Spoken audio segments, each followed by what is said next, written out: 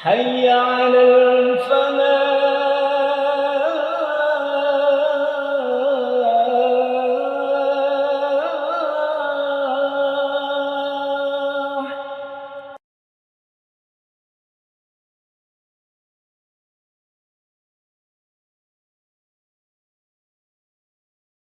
Bismillahirrahmanirrahim. Assalamualaikum warahmatullahi wabarakatuh. Alhamdulillahirabbil alamin. Wassalatu wassalamu ala asyrafil anbiya'i wal mursalin sayyidina Muhammad wa ala alihi washabbihi wasallam ajma'in. A'udzu billahi minasyaitonir rajim. Bismillahirrahmanirrahim. Raditu billahi rabbil islami dina wa bi Muhammadin nabiyya wa rasulah. Rabbi zidna ilma warzuqni fahma. Rabbi israh li sadri wa yassir li amri wahlul 'uqdatam min lisani yafqahu qawli bi rahmatika ya arhamar rahimin. Amin ya rabbal alamin. Alhamdulillahirabbil alamin. Puji syukur kehadirat Allah Subhanahu wa taala. Kita bersyukur sama Allah, hari ini kita semuanya diberikan kesehatan. Semoga sehat kita penuh dengan keberkahan. Semoga sehat kita membuat kita semakin rajin ibadah. Semoga dengan sehat kita semakin bersyukur kepada Allah. Kita semakin berusaha untuk menjauh dari maksiat. Salawat serta salam kita sampaikan ke junjungan kita Rasulullah Sallallahu Alaihi Wasallam. Allahumma sholli wa sallim wa barik ala alihi. Beliau Rasul kita, beliau Nabi kita, beliau uswatun hasanah kita. Yang insya Allah kita akan memohon kepada Allah supaya kita semuanya kecipratan syafaatnya Nabi Muhammad di yaumil akhir. Baik, Bapak Ibu teman-teman yang dirahmati Allah, saya mohon maaf ada keterlambatan, ada gangguan teknis. Jadi saya tadi pagi-pagi sudah berangkat ceramah di Madura, baru nyampe rumah. Jadi dari Sidoarjo ke Madura, nyampe rumah tadi asar. Bayangan saya bisa tidur sebentar, bisa ngeletak sebentar, tapi kebetulan ini rumah yang saya tempati di Sidoarjo kan kontrak ini sedang bangun rumah dan tidak sesuai jadwal, harusnya tadi itu istilahnya selesai gitu ya, tapi kebetulan lagi ngecor, dan kalau ngecor kan harus selesai satu ruangan, harus selesai. Kalau enggak itu kan kalau dilanjutkan besok sudah kering. Jadi mau tidak mau dilanjutkan sama tukangnya saya malam tadi, dan mau tidak mau saya tidak istirahat, harus keliling cari bahan-bahannya. Makanya tadi saya sempat WA panitianya, mohon maaf ini ada saya agak terlambat, mari ngurusi itu rumah dulu. Padahal tadi itu saya niat sebelum nyampe ke sini itu mau berhenti sebentar nyari pentol, ternyata pada tutup pentolnya gitu kan. Allah ya Rabb, berarti belum rezekinya itu kan. Enggak apa-apa. Nanti habis itu tak keluar cari pentol saya. Baik, teman-teman yang dirahmati Allah, begini. Sebelum kita ngomong tentang sahabat, begini, saya ingin bertanya dulu biar logikanya nyantol gitu kan, biar logikanya nyantol. Begini, ada yang pernah nonton film Avenger? Pernah, Avenger, tahu ya Avenger ya. Anggotanya Avenger itu siapa saja? Thor, oke, Thor, siapa lagi? Iron Man, siapa lagi? Captain America, siapa lagi? Apa? Black Widow, oke, Wanda, oke, siapa lagi? Upin Ipin gak termasuk ya. Huluk, oke. Baik Pak Ustadz, kenapa tiba-tiba cerita seperti itu? Pertanyaan saya, kira-kira anggota Avenger itu kalau dipecah satu-satu suruh ngelawan Thanos bisa atau enggak? Enggak bisa. Mereka harus jadi satu tim supaya bisa ngelawan Thanos gitu nggih. Buktinya kalau jenengan ngikuti Avenger yang bukan Avenger, Captain America Civil War, itu kan Avenger pecah. Dan ini benar kan tidak bisa ngelawan Thanos di Infinity War gitu. Loh Pak Ustadz, ini apa hubungannya dengan majelis roh sahabat, ini apa hubungannya? Justru ketika jenengan non Avenger, jenengan tahu betul, meskipun Rasulullah itu manusia yang luar biasa, meskipun Rasulullah itu manusia pilihan Allah, tapi Rasulullah itu menunjukkan fitrahnya sebagai manusia.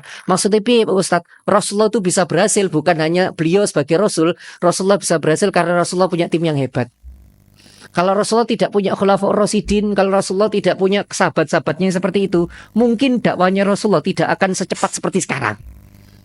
Rasulullah punya Abu Bakar yang tulusnya minta ampun, kemana-mana selalu ditemani. Bahkan ketika Isra Mi'raj itu, Abu Bakar langsung ngomong, Rasulullah ngomong apapun yang meskipun tidak masuk akal apapun, kata Abu Bakar, saya akan tetap percaya sama Rasulullah. Apapun yang dia omongkan meskipun tidak masuk akal, saya akan tetap percaya sama Rasulullah. Makanya kan Abu Bakar dapat gelar Abu Bakar Siddiq, yang mempercayai, yang pokoknya omongin Rasulullah itu pasti langsung diiyakan sama Abu Bakar. Itu kelebihan Abu Bakar. Rasulullah punya sahabat yang namanya Umar. Siapa itu Umar? Kalau misalnya mau perang, Umar yang pasti di depan gitu kan ya. Kita butuh orang-orang seperti Umar ya, yang kalau ada apa-apa di depan duluan. Rasulullah punya sahabat yang namanya Utsman. Siapa itu Utsman? Seorang pemalu yang kalau ngomong lemah lembut, yang kalau apa sedekah gila-gilaan, yang salah satu disebut crazy rich tadi termasuk Abdurrahman bin Auf. Terus Rasulullah juga punya Ali. Siapa itu Ali? Yang terkenal dengan kecerdasannya. Artinya Rasulullah bisa seperti dakwah, Rasulullah bisa seperti sekarang bukan hanya karena hebatnya beliau sebagai seorang nabi, tapi beliau punya teamwork yang begitu luar biasa. Ya teamworknya sahabat itu tadi. Nah, beberapa sahabat yang sering disebutkan, yang jenengan tahu ada 10 sahabat yang dijamin apa Rasulullah masuk surga ya. Abu Bakar fil jannah, Umar fil jannah, Ali fil jannah, apa Utsman fil jannah, apa Zubair fil jannah, Abdurrahman bin Auf fil jannah, Sa'ad bin Waqqas fil jannah, Abu Ubaidah fil jannah, Abu Talha fil jannah gitu kan nggih. 10 sahabat yang disebutkan Rasulullah masuk surga ini karena punya kelebihannya sendiri-sendiri. Nggih. Abu Ubaidah itu periwayat qiraah. Jenengan tahu qiraah nggih? Qiraah bukan qiraah. Jenengan kalau baca Quran enggak, qiraat itu namanya qiraat sabah, cara baca Al-Qur'an yang berbeda-beda. Nanti suatu saat jenengan pernah dengar nggih, apa ada orang baca alhamdulillahirabbil alamin maliki yaumiddin gitu. Ada yang baca maliki yaumiddin, dua-duanya benar. Dua-duanya benar. Nah, itu periwayat qiraah itu yang paling kuat itu namanya Abu Ubaidah. Makanya dia termasuk yang katakan Nabi ini nanti dijamin masuk surga karena periwayatan Al-Qur'an paling banyak lewat Abu Ubaidah. Nanti ada yang namanya Abu Talha. Abu Talha itu juga periwayat qiraah. Nanti ada yang namanya tadi disebut apa? Abdurrahman bin Auf. Itu apa namanya? Abdurrahman bin Auf itu kalau bahasa kita tuh dekengan keuangan. Segala sesuatu yang berhubungan keuangan itu mesti Abdurrahman bin Auf itu duluan yang maju. Makanya kalau jenengan berpendapat bahwa berpikir bahwa sahabat itu punya kelebihannya, punya kelebihan A, B, C. Enggak, sahabat itu kelebihannya itu maksudnya tiap orang kelebihannya masing-masing enggak sama. Seperti Abu Bakar itu keahliannya tafsir, Abu Bakar keahliannya fikih, tapi Abu Bakar tidak banyak meriwayatkan hadis. Nih, beliau tidak banyak meriwayatkan hadis. Umar bin Khattab, beliau justru periwayat hadis terbanyak setelah Abu Hurairah. Jadi nomor 1 Abu Hurairah dulu, baru Umar bin Khattab. Jadi para sahabat itu beda-beda dan memang Umar bin Khattab spesialis perang gitu kan nggih. Siapa yang mau mengalahkan Umar bin Khattab kalau urusan perang. Nanti ada lagi Utsman bin Affan yang spesialisasi negosiasi. Nanti ada Ali. Jadi setiap sahabat punya kelebihan masing-masing. Nah, hari ini kita akan membahas salah satu sahabat yang namanya Abdurrahman bin Auf, yang tadi sudah dibuka sama MC-nya bahwa Abdurrahman bin Auf ini seorang saudagar kaya, orang yang kayanya minta ampun sampai ketika beliau meninggal itu beliau masih meninggalkan 1000 unta. Seingat saya, beliau masih meninggalkan 1000 unta, 100 kambing, 3000 domba. Jadi beliau meninggal itu masih ada 1000 unta, 100 kambing, 3000 domba. Baik. Kalau jenengan pengen membayangkan yang dinamakan 1000 unta, sekarang saya tanya, sapi harganya berapa sekarang? Anggap aja 25, nggih. Kita anggap aja 25 wis. 25 anggap aja. Kalau 30 kemahalan, anggap aja 25 gitu nggih.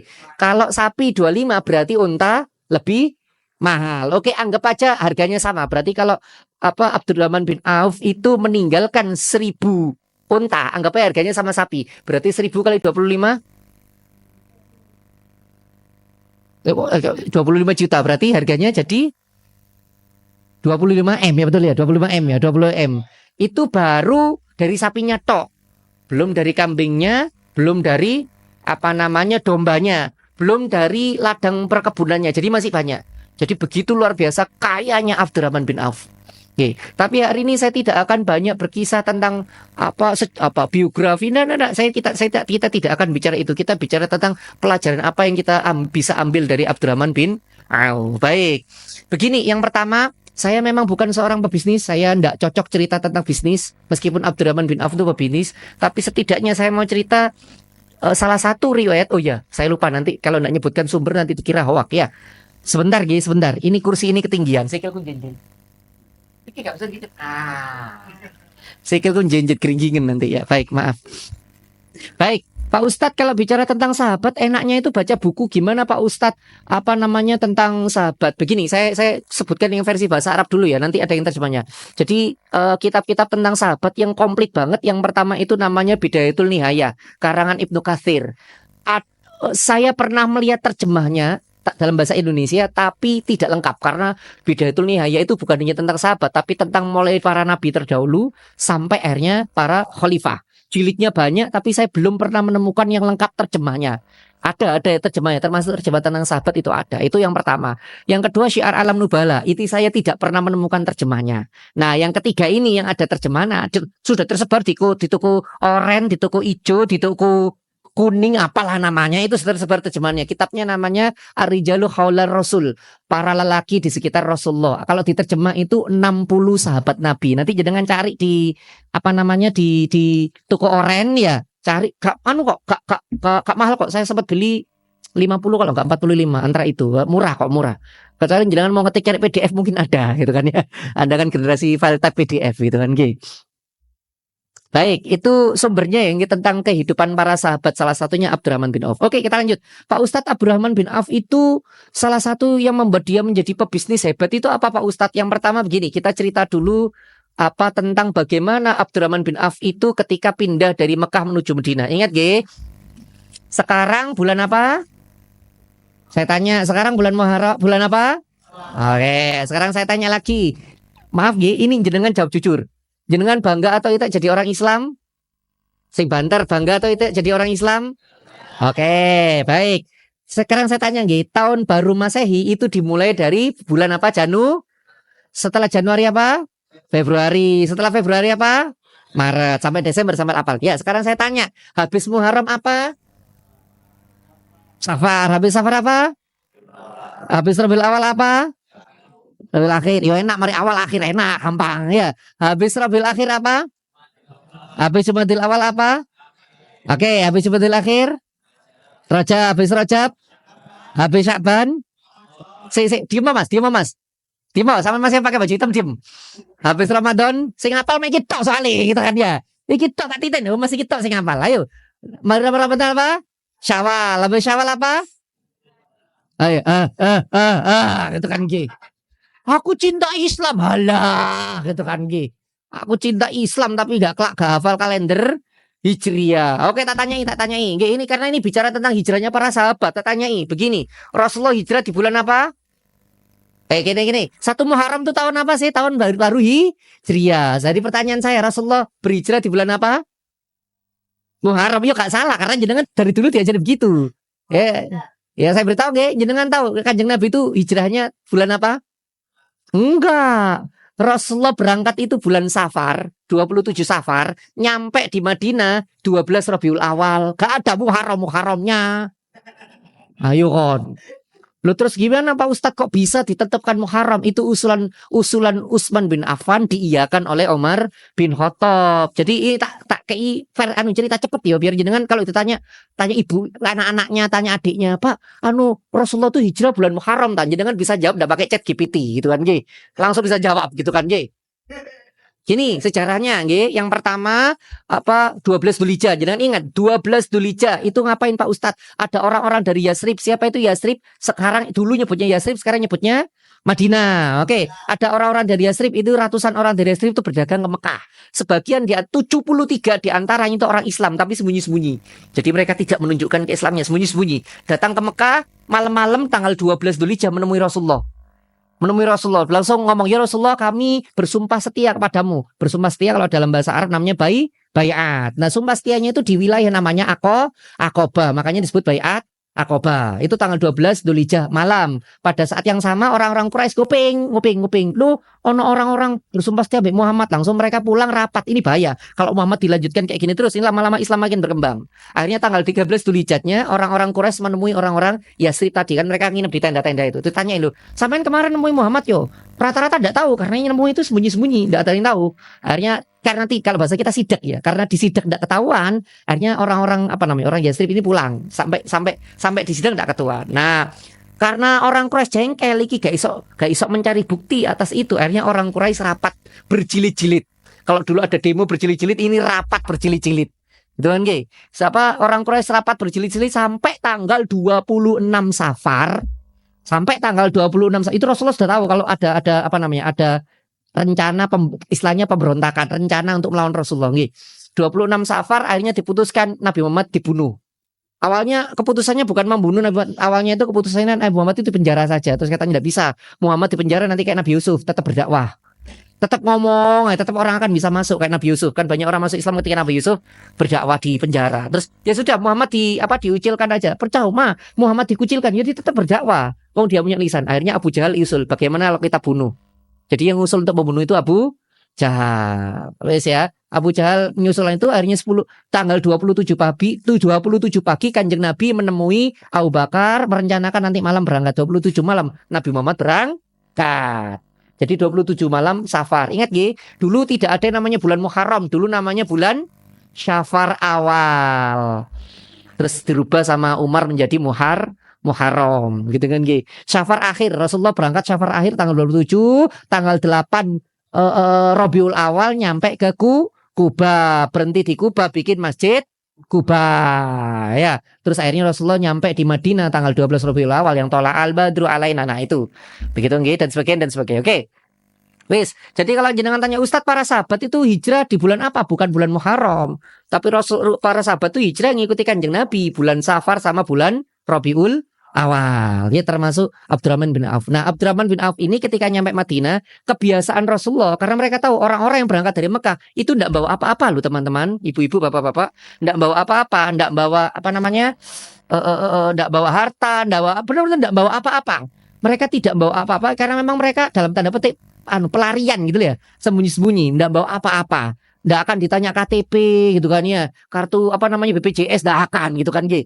Pokoknya jalan aja. Nah sampai Madinah karena Rasulullah tahu mereka ini dalam tanda kalau dalam bahasa kita itu rodok bonek gak nggawa apa-apa. Maka sama Rasulullah orang-orang ini dipersaudarakan. Satu orang Muhajirin dipersaudarakan dengan satu orang Ansar dipersaudarakan. Nah Abdurrahman bin Auf ini dipersaudarakan sama siapa? Sa'ad bin Rabi namanya. Sa'ad bin Rabi diusulkan sama Sa'ad bin Rabi. Nah Sa'ad bin Rabi ini oke, punya 2 istri cantik. Jangan pasti tahu riwayat ini. Sa'ad bin Rabi ngomong, Mas sampeyan njaluk hartaku separuh tak kena jenengan. Jenengan ini orang-orang istimewa dari Muhajirin, dari orang Mekah, dipersaudarakan dengan saya. Maka kalau jenengan minta harta, separuh hartaku tak kasih. Nah ini riwayat ini hanya bisa saya ceritakan tapi tidak bisa ditiru. Apa itu yang kedua? Apa kata Sa'ad bin Rabi? Mas, aku buwe bojo loro. Nek sampean seneng salah siji tak begat, engkau masa idah rabien. Ingat ge, ini hanya bisa diceritakan. Oke, tidak boleh dipraktekkan. Meskipun dalam fikih ini namanya itsar. Pernah dengar itsar ya? Apa itu itsar? Mengutamakan kepentingan orang lain. Jenengan kalau mau itsar itu tidak perlu seperti ini. Itsar itu banyak, mengutamakan kepentingan orang lain itu banyak. Contoh, jenengan mau parkir, dan jenengan parkir itu, parkirmu itu lurus, itu sudah itsar. Mau praktek tentang itsar, itu jenengan parkir lurus. Siji, nomor loro, jenengan kalau parkir ke, aku nyebut merek ya Bapak. Kalau jenengan parkir ke Indomaret atau Alfamart, meskipun kemarin rame sama Pak Eri kuno parkir gitu kan nggih. Kalau jenengan parkir di situ, pastikan parkirnya jenengan tidak nutupi motor atau mobilnya orang lain. Nek jenengan parkir ceduk terus orang lain tidak bisa keluar gara-gara motormu, itu jenengan dolim, jenengan ndak itsar. Maka kalau jenengan pengen itsar itu gampang. Nek parkir itu delok-delok, orang bisa keluar nggak dengan cara saya parkir ini, dipikir. Ustadznya teori sorry, sampai hari ini saya kalau parkir mikir. Bahkan istri saya ngomong, ya kok parkir adoh, iki nek kita parkir di sini orang ndak bisa keluar. Motorku lo sampai tak dekek nang sebelah sampah. Serius sama istri saya gini, ya kok gini loh, yang ini bukan aku terlalu ideal, enggak, tapi saya tidak mau mendolimi orang lain. Jenengan tahu ini kisah, ingat ya, ini ibroh pelajaran dari kisah Sa'ad bin Rabi dengan Abdurrahman bin Auf. Jenengan tahu ada orang Darjo di sini. Sidoarjo mana mbaknya? Sepanjang. Oh, berarti macetnya bundaran Waru jenengan nggih. Belum pernah lewat perempatan Gedangan. Dibahas mana Gedangan nggih. Jenengan tahu setelah perempatan Gedangan itu ada pom bensin sebelah kanan ya? Tahu ya? Nah, ada yang pernah lihat ya? Kalau lewat perempatan Gedangan itu nanti sebelah kanan ada pom bensin. Nah, sebelah kiri ada perumahan Puri Surya Jaya, betul ya? Oke. Kalau dari lampu lalu lintas Puri Surya Jaya itu kan boleh, nyebrang kan boleh. Kan itu dari Puri Surya boleh. Yang jadi masalah itu dari pom bensin itu nyebrang, itu kan tidak boleh. Tahu ya, itu kan ngelawan arus. Kan banyak kan kayak gitu. Oke ya. Saya sama istri saya ngisi bensin di situ, mau nyebrang. Tapi saya tidak mau nyebrang, saya langsung balik belok kiri, muter baliknya dari perempatan Gedangan atau harus istri saya ngomel, ya panas-panas kayak gini. Saya bilang, yang kalau kita langsung nyebrang itu dolim. Kita sedang menghalangi orang dari jalur Sidoarjo mau ke Surabaya gara-gara kita nyebrang, dan ini tidak dibenarkan lalu lintas. Yang boleh nyebrang itu dari Puri Surjaya, bukan kita. Itu dolim. Itu saya bilang gini, cek ideal ini bukan ideal. Yang mau, kira-kira kamu mau nggak digitukan sama orang? Saya gitukan, mau nggak digitukan sama orang? Saya ngomong, kenapa kok saya seperti ini? Karena saya pernah sama di jalur dari Sidoarjo menuju Surabaya, ada orang motong dari pom bensin, ketobro aku, pecah ngarepku, spakbor itu ngarep pecah. Maka semenjak itu saya ngomong, oh tidak boleh mendolimi orang lain. Makanya meskipun muter jauh tak bela nih. Itu itsar, mengutamakan kepentingan orang lain. Itu itsar, itu sunnah Nabi. Jadi tidak perlu kayak siapa nanti saat bin Rabi, tidak usah. Aku serahkan istriku, tidak usah. Sampai si kurang duwe gitu kan. Wes ya, lanjut. Ketika dibilang gitu, apa kata Abdurrahman bin Auf? Dia bilang ini, enggak usah, terima kasih, semoga Allah meridhoimu dan meridhoi keluargamu. Lalu Abdurrahman bin Auf, ini pelajarannya, aku dudukno pasaris blandi.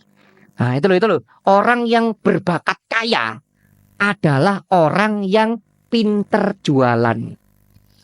Saya ulangi kalimat saya, orang yang berbakat kaya adalah orang yang pinter jualan. Kalau bahasa kita, kalau jenengan, Pak Ustadz aku udah pinter jualan. Yang penting itu bukan pinter jualannya, pinter ngomong. Kalau dalam bahasa Jawa, dodolan itu kan ya. Orang yang kalau bahasa Jawa, maaf ya, bahasa Jawa itu paling enak, lambe lamis, pernah denger ya? Kalau ngomong tuh enak banget, itu orang yang berbakat kaya. Abdurrahman bin Auf ketika beliau ditanya, ngomong, aku duduk no pasare di Pak Sari. Beliau tidak minta harta, tidak minta istrinya, enggak, duduk no pasar indi. Dan betul, enggak sampai beberapa pekan Abdurrahman bin Auf ketika ada di pasar, beliau dalam tanda petik menguasai perdagangan. Karena memang kepalanya itu pinter dalam urusan dagang. Jenengan pernah dengar riwayat Abu Bakar sedekah seluruh hartanya?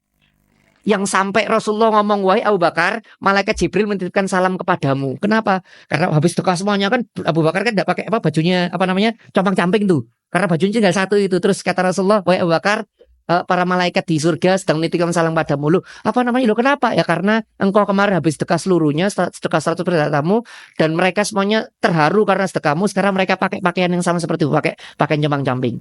Seluruh ulama fikih ngomong, sedekahnya Abu Bakar tidak boleh ditiru. Abu Bakar sedekah 100% itu tidak boleh ditiru. Apa kata para ulama? Anda boleh niru Abu Bakar kalau iman Anda sudah seperti Abu Bakar. Ketika Abu Bakar tanya sama Rasulullah, Abu Bakar, kalau kamu sedekah seperti ini, untuk kamu apa? Untuk kamu dan keluargamu apa? Apa kata Abu Bakar? Untuk aku dan keluargaku cukup Allah dan Rasulnya. Kalau jenengan belum sekuat Abu Bakar, jangan macam-macam. Jangan macam-macam. Saya ulangi lagi, jangan macam-macam. Jenengan tahu ingat ya, saya kalau cerita itu selalu menghubungkan, saya kalau ceramah menghubungkan semua peristiwa. Jenengan tahu ketika Nabi Ibrahim dilebokno nang ngene api, dalam kitab Qasasul Anbiya, kisah para nabi, Nabi Ibrahim pas dicemplungno nang ngene api itu, malaikat Jibril ngomong, "Wahai Nabi, kalau engkau butuh pertolongan, ngomong tak tulungi." Ingat ya, ini malaikat Jibril ngomong. Jenengan tahu jawabannya malaikat Jibril, jawabannya Nabi Ibrahim, "Oh enggak, saya tidak butuh jenengan. Saya butuhnya Allah kok, gak butuh sampean." Bayangkan, itu malaikat Jibril yang sudah datang, tapi beliau menolak, enggak, saya tidak butuh jenengan, yang butuhnya cuman Allah. Itu kalau hatinya tidak nempel kepada Allah, kalau hatinya tidak benar bertawakal kepada Allah, tidak akan bisa jawab seperti itu.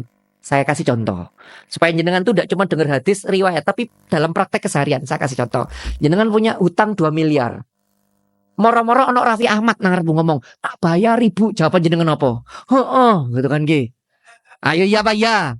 Karena jenengan kalau punya masalah, yang jenengan pikirkan adalah cari bukan cari.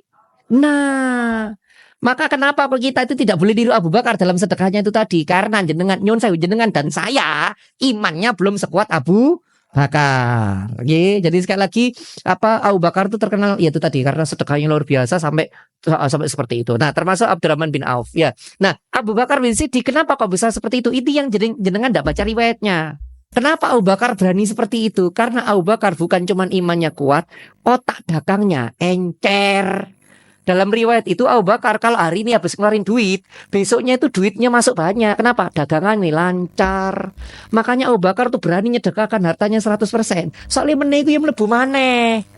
Maaf kalau bahasa kerosopan. Jenengan bisa membayangkan Abu Bakar itu juragan Cino san toko bangunan. Sampai santai masuk cuan gitu kan ya. Abu Bakar tuh encer, urusan dagang tuh encer. Maka sekali lagi Nyun Sewu, ingat ini dari sini kita belajar. Nyun Sewu, dari sini kita belajar. Jenengan itu tidak hanya disuruh belajar ilmu agama. Jenengan itu juga disuruh belajar ilmu dunia. Karena jenengan Nyun Sewu, jenengan, oh Pak Ustadz saya pengen masuk akhirat. Iya, jenengan akan bisa masuk akhirat karena lewat dunia. Kudu lewat dunia dhisik, gak iso langsung akhirat.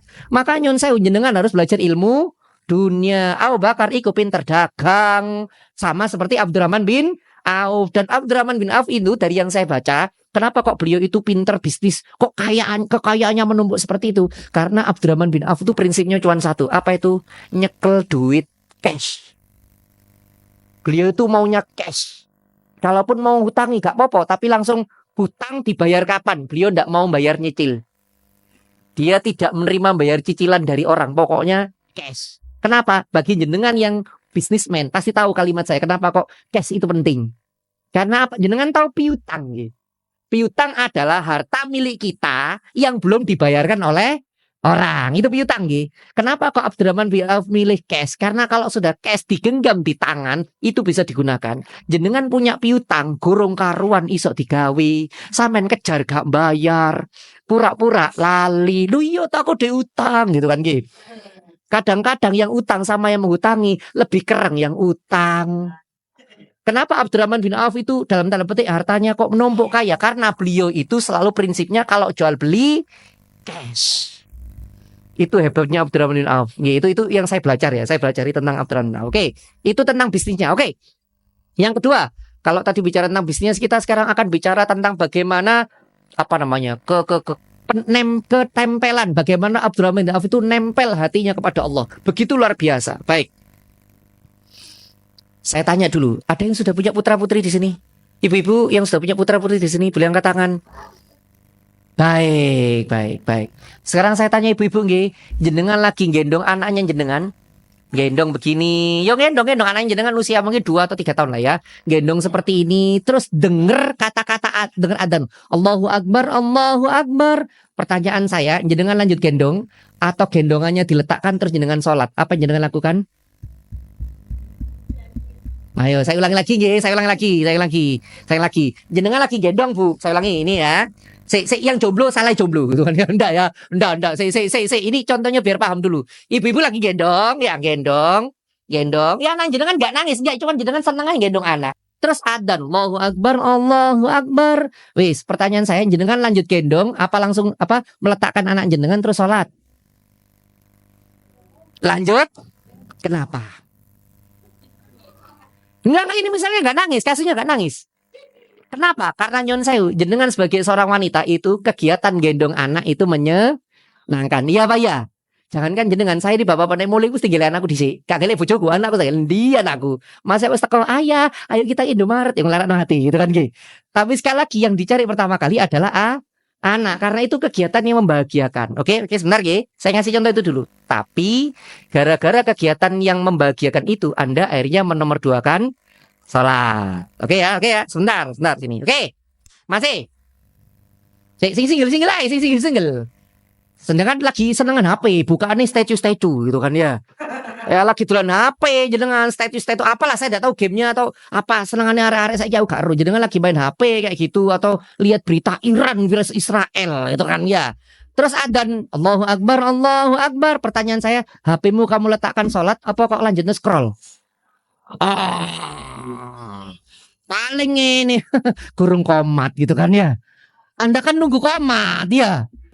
Itu artinya Nyun Sewu jenengan gara-gara HP menomorduakan sholat. Oke, sekarang mbak-mbak yang jomblo. Oke, ya.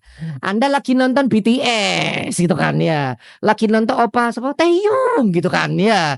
Senanganmu atau apalah saya tidak tahu, udah mesti itu ya. Pokoknya jenengan lagi melakukan kesenangan jenengan. Lagi melakukan kesenangan. Ada yang kesenangannya mungkin nonton drakor. Ada yang kesenangannya saya tidak tahu ya. Jenengan mungkin kesenangannya beda-beda.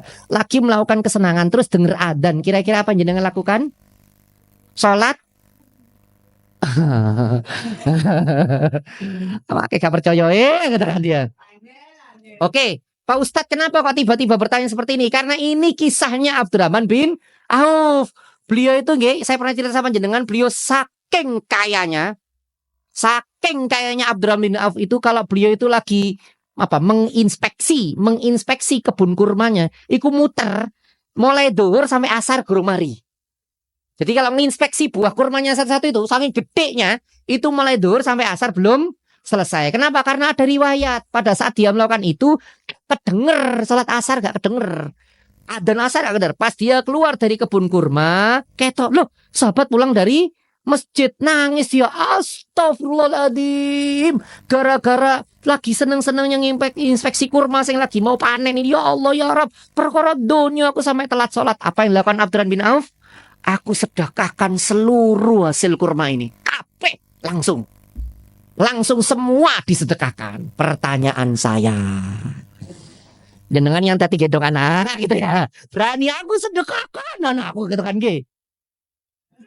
Wes ya, artinya apa? Abdurrahman bin Auf lebih mencintai Allah dibandingkan dunia. Ingat ge, yang ngomong ini juga cuma bisa teori.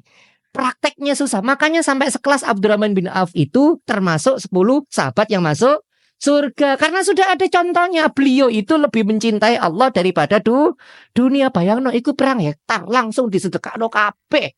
Beliau berharap.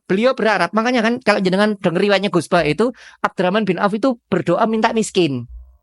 Beliau berdoa minta miskin. Tujuannya apa? Tujuannya supaya nek nanggone akhirat hisabnya sedikit. Ingat ya, orang miskin tuh di akhirat enak. Terus Anda tuh masuk surga lost doll. Betul, kalau orang kaya kan ditanyain, hartamu dari mana? Maaf G. Saya tanya ibu-ibu. Halo ibu-ibu, mbak-mbak. Saya tanya G, jenengan punya jilbab di rumah berapa? Sak lusin? Gak percaya saya ya. Ayo jenengan di rumah punya jilbab berapa? Oh, 100 ya. Ustadznya kok tahu bojoku sak lemari ini jilbab tok, durung klambine. Sak kotak itu jilbab tok. Saya bilang sama istri saya, yang ini nanti dihisap loh sama Allah. Kalau ini ada salah satu saja yang tidak kepakai, ini dihisap sama Allah. Daripada nanti ditanyain Allah, mending kalau ada yang nggak kepakai, tidak disedekah. Ingat, perkara jilbab, perkara kaos kaki, perkara yang jenengan punya itu kalau nggak dipakai, itu nanti dihisap sama Allah. Makanya nyun saya orang yang kaya itu semuanya ditanyain sama Allah. Belinya dengan harta apa, cara belinya gimana, dikeluarkan untuk apa, banyak. Pertanyaannya banyak orang-orang yang berharta itu. Beda sama orang miskin. Ketika ditanya hartamu berapa, harta yang mana malaikat gitu kan ya. Harta ndak punya, cicilan banyak gitu kan ya. Cari malaikat los ngeribeti ya gitu, wis los. Ya, makanya nyun sewu Abdurrahman bin Auf itu berdoa pengen miskin. Maka justru tapi anehnya gara-gara sedekahnya yang tadi gitu itu, Abdurrahman bin Auf makin lama makin kaya. Enggak ada, beliau tuh berdoa miskin tapi tidak pernah jadi miskin. Ya kalau kita kan berdoa kaya tapi tidak kaya. Ya sholat. Nah, saya ulangi. Jadi kisah kedua, kisah tentang itu tadi, Abdurrahman bin Auf meletakkan hatinya lebih kepada Allah daripada dunia. Ini pelajaran. Jadi pelajaran pertama tentang bisnisnya Abdurrahman bin Auf, tentang bagaimana beliau memilih uang cash. Terus yang kedua, pelajaran tentang Abdurrahman bin Auf ketika beliau meletakkan urusan akhirat, meletakkan Allah lebih dulu daripada mikiri dunia. Oke, sebelum melanjutkan, saya tanya ibu-ibu yang tadi, ojo ibu-ibu itu saat noreket mau ibu-ibu itu sini seneni ya. Bapak-bapak yang sudah jadi bapak-bapak, halo bapak-bapak. Yang sudah jadi bapak-bapak, saya tanya pernah nggak anak jenengan kalau lagi ngaji pas hari Minggu misalnya ngaji, terus besoknya ulangan, ngomong ini, praisik gak usah ngaji, meni ulangan. Pernah seperti itu? Ayo pernah seperti itu? Seakan-akan ngaji itu ganggu ulangan. Seakan-akan, ulangan lebih penting daripada itu contoh paling sederhana. Kalau jenengan itu lebih memprioritaskan dunia daripada akhirat. Lu, nek gak percaya meneh. Saya ini ndak ngomong mulu-mulu, contoh dalam kehidupan sehari-hari. Ibu-ibu, bapak-bapak seluruh sing tak seneni loro-loro wis coba ibu bapak tonggo daripada jenengan gak terima. Ustaz iki rek mau bully bapak-bapak. Wis. Bapak Ibu ini anak sekolah, anak jenengan sekolah. Kita alfa lagi, saru rada larang kan ya. Ya, jenengan anak sekolah, anak jenengan di sekolah non bayar iso larang tuh ya. Bayar guru larang. Pertanyaan saya, bayar guru TPQ piro? Ayo bayar guru TPQ berapa? Ada yang gratis 100.000. Sama ngetin nang desa guru TPQ dibayar berapa? Dibayar berapa? Aku ro dewe 100.000 per bulan. Bukan per orang loh ya, per orang. Enggak. dia itu hanya dapat 100.000 per bulan, bukan orang ya, bukan per orang bayar 100.000, enggak. Dia itu hanya dapat 100.000 per bulan. Itu kadang dibayar 3 bulan. Lah terus gurune kok guru TPK ini kok kon poso. Siji loro gitu kan ya. Kenapa saya cerita seperti ini? Jenengan itu loh mau gini, kenapa guru TPK kok dibayar kayak gitu? Karena ada mindset para orang tua. Guru TPK kan kudu ikhlas.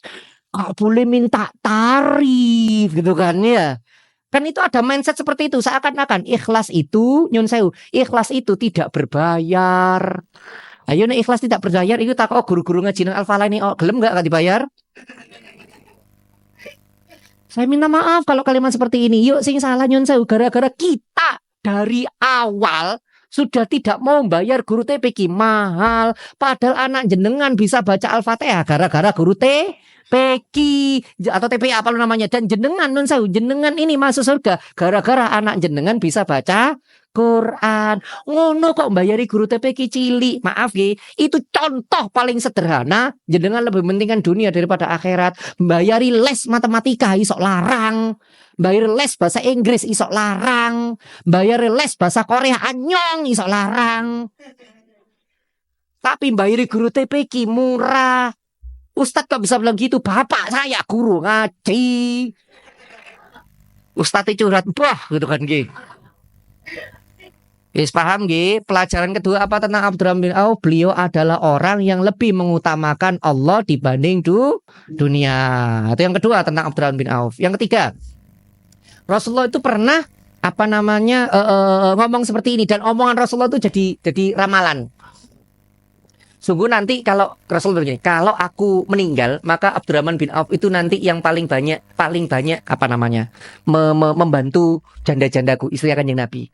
Dan ketika Rasulullah meninggal, betul ramalan Rasulullah terbukti. Seluruh jandanya Abdurrahman bin Auf itu yang paling banyak sedekah, yang paling meratekno, iku Abdurrahman bin Auf. Kalimatnya Rasulullah itu betul terbukti. Makanya ketika Rasulullah ngomong begini, Rasulullah sampai begini, ya Allah, berikanlah Abdurrahman bin Auf air dari surga. Sampai Rasulullah itu berdoakan seperti ini. Sahabat yang lain tidak ada yang didoakan gini. Yang didoakan itu Abdurrahman bin Auf, ya Allah, tolong berikan Abdurrahman bin Auf air dari surga. Karena Rasulullah bisa melihat nanti di ketika sepeninggal Rasulullah, Abdurrahman bin Auf adalah orang yang paling banyak sedekahnya kepada istri-istrinya Rasulullah. Jadi kan tidak usah heran ya, Ustadz kok Rasulullah bisa meramal seperti itu, tidak usah kaget. Betapa banyak ucapan Kanjeng Nabi itu terjadi. Lihat kata Rasulullah, kiamat tidak akan terjadi sampai seorang anak menjadi majikan bagi orang tuanya. Kejadian kan? Maaf kalau saya ngomong mbak bapak ibumu. Jenengan gelem mbak? Ora gelem. Sing mbak bapak ibu. Yo nek si cilik gak apa-apa, sampean wis gede kalau sing mbak bapak ibu. Iya Pak ya? Maaf kalau bahasa keras kadang sampai anaknya ditutupno bapak ibu jenengan kan, anak jenengan ditutupno bapak ibu. Ya bapak ibu jenengan akhirnya jadi pembantu, maaf nggih. Jadi pembantu tuh akhirnya. Kalimatnya Rasulullah terbukti kan? Kiamat tidak akan terjadi sampai salah satu tandanya adalah seorang anak menjadi majikan bagi kedua orang tuanya. Itu ketaden. Ya Rasulullah ketika ngomong sungguh nanti akan ada yang namanya wilayah Konstantinopel ditaklukkan oleh jenderal yang terbaik dan pasukannya adalah pasukan yang terbaik. Kan terbukti kan kalimatnya, akhirnya ditaklukkan oleh siapa? Salahuddin Al-Ayyubi. Kalimatnya Rasulullah kan banyak nih. Ramalan-ramalan Rasulullah yang terbukti itu banyak sekali. Nah, termasuk ngomong tentang Abdurrahman bin Auf. Abdurrahman bin Auf adalah orang yang paling paling banyak sedekahnya kepada jandanya Rasulullah. Pak Ustadz, pelajarannya apa? Pelajarannya, ingat ya, sedekah sama janda. Sedekah. Saya pertegas, sedekah. Oke, bukan menikahi. Oke ya. Soalnya saya tahu kalau jenengan mau menikah itu saya sampean delok Inara Rusli gitu kan nggih. Saya kok delok iku sing ayu-ayu ngono gitu kan nggih. Saya pertegas, kenapa? Karena saya pernah ketemu orang, Pak. Dia menyajikan, iya benar, saya pernah melihat riwayat hadis itu, saya pernah melihat. Tapi ketika dia meriwayatkan hadis tersebut, saya tahu niatnya itu apa. Wis delok aku. Karena ketika dia, Pak Ustadz bener gak sih ketika kita itu menikahi seorang janda kita dapat pahala yang lebih? Saya bilang, iya nek sing kok rabi wongi biasa, nek sing kok rabi Wulan Guritno gitu kan nggih. Inara Rusli beda ceritane. Sampai nu ngejar bukan karena status jandanya, tapi mohon maaf nggih, karena wajahnya yang cantik. Sekali lagi nggih, jangan main-main sama hadis. Saya tahu maksudnya Bapak, aku ngerti maksud sampean, Pak. Aku yang lanang normal gitu kan nggih. Nek saya sampean sebut inaralus aku paham, ingat nggih. Gini. Setiap kalimat itu ada setiap kalimat hanya cocok untuk orang tertentu dan hanya cocok diucapkan oleh orang tertentu, baik itu Al-Qur'an ataupun hadis. Saya kasih contoh. Jangan pernah dengar hadis begini? Sungguh pekerjaan itu adalah ibadah. Dalam Sahih Bukhari itu loh, ketika ada Rasulullah bilang, baik ada dosa yang tidak akan pernah diampuni kecuali dengan puasa, sholat, zakat tidak bisa diampuni. Ada sahabat tanya, ya Rasulullah, terus itu dosa kita bisa diampuni dengan cara apa? Dengan cara bekerja keras untuk istri dan anak dan istri. Dari situ kita kerja itu disuruh ikhlas. Terus gak usah mikir bayaran, pokoknya kerja sing ikhlas. Kalimat ini benar kalau yang ngomong sesama karyawan. Kalimat ini benar kalau yang ngomong seorang istri terhadap seorang suami. Kalimat ini jadi salah kalau yang ngomong bos Indomaret. Kemarin kan viral ya, jangan tahu yang viral ya, yang ada gambarnya itu di TikTok itu ya, yang ada trainingnya salah satu mall yang mini mall yang tak sebut tadi itu. Dia ngomong kan, kerja itu yang ikhlas, karena kalau kerja itu ikhlas, nanti kalaupun gajimu sedikit, nanti akan diganti Allah lewat cara yang lain. Itu betul kalau yang ngomong sesama karyawan. Itu betul kalau yang ngomong ustadz kepada muridnya, betul. Tapi kalau jenengan bos Indomaret tidak boleh ngomong begitu. Kalau jenengan bos tidak boleh ngomong gitu. Kalau jenengan bos, ingat, ikhlasnya karyawan sama ikhlasnya bos itu beda. Ikhlasnya karyawan itu bekerja totalitas, gak mikiri gaji. Ikhlasnya bos itu bayar sebelum keringatnya kering. 2, memenuhi kebutuhan karyawan. Butuhnya apa dikei. Jadi duduk bos ngomong sing ikhlas, kerja sing ikhlas, enggak. Ingat nggih, jangan pernah ngurusi ikhlasnya orang lain. Ikhlasnya karyawan adalah kerja totalitas. Ikhlasnya bos adalah bayar totalitas. Ben sampean paham. Saya ulangi lagi. Ikhlasnya murid adalah sinau, ngaji, belajar dengan totalitas. Ikhlasnya guru adalah ngajar dengan totalitas, gak boleh sambat. Ikhlasnya wali murid adalah bayar dengan totalitas. Wong kok ngurusi ikhlasi wong liya. Wali murid ngurusi gurune kok ndak ikhlas, ndak boleh. Jenengan mulai mikir, aku iki kok gak bayar-bayar. Nah itu loh. Saya ndak belain Al-Falah, enggak ya, wong aku gak dibayar Al-Falah. Nggih, ini saya berani cerita kayak gini nyun saya, karena rata-rata orang tua ono bayar maneh, lho kalimat bayar maneh. Jenengan tuh menyekolahkan anak jenengan. Gini wis, sampean gak gelem bayar. Wis anakmu omongan dhewe. Ayo sekolah dhewe, sampean gak ketar-ketir jenengan. Ayo. Pak Ustadz kok tahu anak saya masih kelas 1 SD International School. Nggih, nek apa ngi PR matematika, bapak ibu bingung karena bahasa Inggris. Multiply, square apa? Iya nggih. Ayo pelajaran anakmu dhewe. Ngono kok gak gelem bayar. Saya harusnya ngomong gini terus diundang SD Al-Falah gitu kan ya. Ya, balik lagi. Nah, balik lagi. Abdurrahman bin Auf itu dari kisah ini, beliau orang yang rajin sedekah sama janda. Sekali lagi maaf nggih, ini sekali lagi saya ngomong sedekah Pak Ustadz. Tapi kalau kita mau menikah ya monggo silakan. Kalau jangan memang belum punya istri silakan. Ingat nggih, saya enggak mau masuk yang poli-poli karena sebelah sini agak sensitif kalau bahas poli-poli gitu kan ya. Daripada saya dilempar sama meja sama ibu-ibu ini, tidak mau bahas poli-poli. Jadi sekali lagi Abdurrahman bin Auf adalah orang yang paling peduli terhadap lingkungannya. Dia sedekah itu tadi, sedekah menyantuni para janda, menyantuni para yatim, itu terkenal Abdurrahman bin Auf yang paling banyak. Yaitu pelajarannya tentang Abdurrahman bin Auf. Jadi yang pertama, cara berbisnis beliau itu pakai cash. Yang kedua, Abdurrahman bin Auf itu meletakkan Allah di atas segalanya. Bahkan hartanya yang membuat dia lupa dengan Allah disedekahkan semua. Bahkan hartanya yang buat lupa dari Allah itu dia sedekahkan semua. Yang terakhir, yang ketiga ini, Abdurrahman bin Auf adalah orang yang paling memperhatikan sekitar. Buktinya apa? Ketika Rasulullah meninggal, ternyata para jandanya Rasulullah itu disedekahi semua sama Abdurrahman bin Auf. Baik, sampai di sini dulu. Monggo kalau mau ada jawab, silakan. Saya rasa itu tuh teman-teman yang dirahmati Allah. Saya mohon maaf kalau ada kata-kata kurang berkenan. Mari kita tutup ngaji kita dengan bacaan istighfar 1 kali. Astaghfirullahaladzim. Alhamdulillah 1 kali. Alhamdulillahirabbil alamin. Doa kafaratul majlis. Subhanakallahumma wa bihamdika asyhadu an la ilaha illa anta astaghfiruka wa atubu ilaik. Assalamualaikum warahmatullahi wabarakatuh.